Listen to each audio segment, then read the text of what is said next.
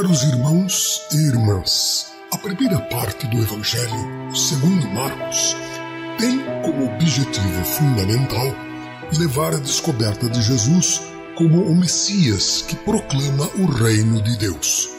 Ao longo de um percurso que é mais catequético do que geográfico, os leitores do Evangelho são convidados a acompanhar a revelação de Jesus, a escutar as suas palavras e o seu anúncio, a fazerem-se discípulos que aderem à sua proposta de salvação.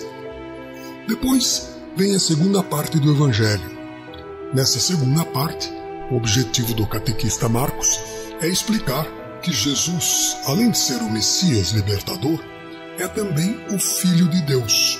No entanto, Jesus não veio ao mundo para cumprir um destino de triunfos e de glórias humanas, mas para oferecer a sua vida em dom de amor aos homens. A opinião dos homens sobre Jesus reflete entendimentos e visões diversas. Na perspectiva dos homens, Jesus é apenas alguém bom, justo, generoso, que escutou os apelos de Deus e que se esforçou por ser um sinal vivo de Deus, como tantos outros homens antes dele.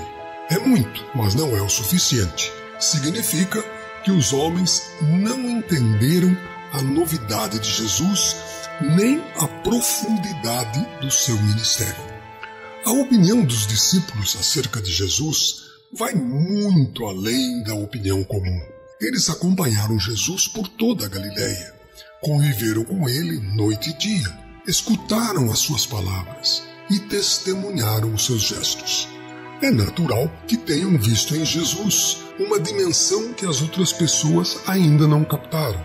Pedro, porta-voz do grupo dos discípulos, resume o sentir da comunidade do reino na expressão "Tu és o Messias".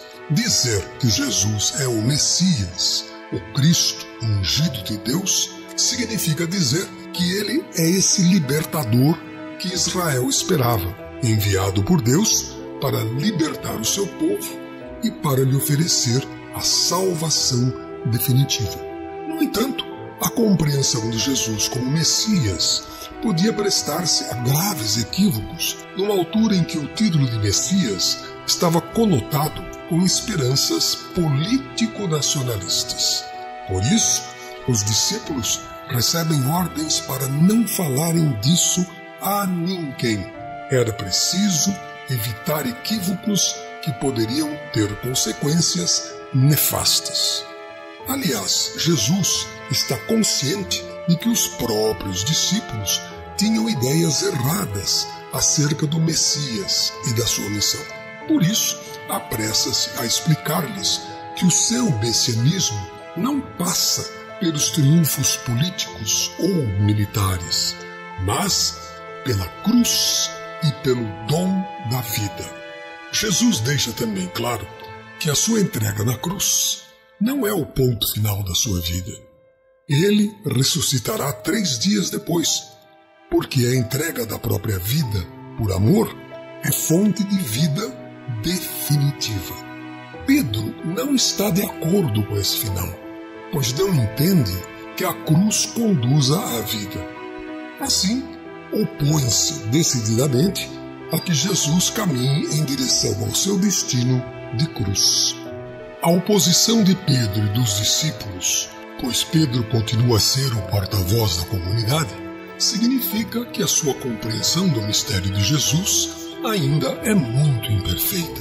Para ele, a missão do Messias, Filho de Deus, é uma missão gloriosa e vencedora. E na lógica de Pedro, que é a lógica do mundo, a vitória não pode estar na cruz e no dom da vida. Jesus dirige-se a Pedro com bastante dureza, pois Pedro está entrincheirado atrás de concessões puramente egoístas e não parece disposto a abandoná-las. Ao pedir a Jesus que não embarque nos projetos do Pai, Pedro está a repetir essas tentações que Jesus experimentou no início do seu ministério. Por isso, Jesus responde a Pedro: "Vai-te, Satanás." As palavras de Pedro pretendem desviar Jesus do cumprimento dos planos do Pai. E Jesus não está disposto a transigir com qualquer proposta que o impeça de concretizar com amor e fidelidade os projetos de Deus. Jesus convida os seus discípulos a seguir um percurso semelhante. Se quiserem ser seus discípulos, têm de renunciar a si mesmo, de tomar a cruz e segui-lo no caminho do amor, da entrega e do dom da vida. O que é que significa exatamente renunciar a si mesmo? Significa renunciar ao seu egoísmo e autossuficiência para fazer da vida um dom a Deus e aos outros. O que significa tomar a sua cruz e seguir Jesus? Tomar a cruz é estar disponível para fazer da própria vida, até as últimas consequências, um dom de amor. Foi isso que Jesus fez. Mas Jesus não viveu essa entrega por amor apenas no Calvário. Ele gastou toda a sua vida, desde o seu nascimento até a sua morte, a fazer o bem. No final dessa instrução, Jesus convida-os a entender que oferecer a vida por amor não é perdê-la, mas ganhá-la. Quem é capaz de dar a vida a Deus e aos irmãos não fracassou, mas ganhou a vida eterna, a vida verdadeira que Deus oferece a quem caminha de acordo com suas propostas. Assim seja.